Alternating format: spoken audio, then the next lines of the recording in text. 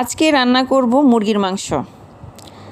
তো মুরগির মাংস রান্না করার জন্য মশলাটা আমি ভালো করে কষিয়ে নিয়েছি। এখানে মশলা বলতে পেঁয়াজ, কাঁচামরিচ, রসুন কুচি, তারপরে আদা পেস্ট, জিরা, ধনিয়া গুঁড়ো এবং গরম মশলা। তো কষানো হওয়ার পর আমি এখন মুরগিগুলো দিয়ে দিলাম।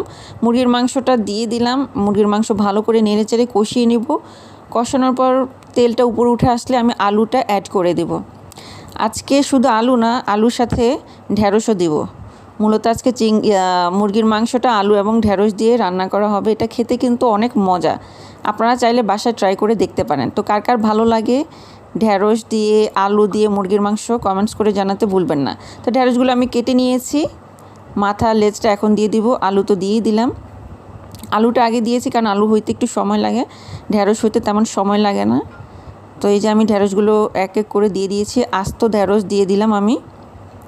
দেখেন কি সুন্দর লাগছে, লোভনীয়।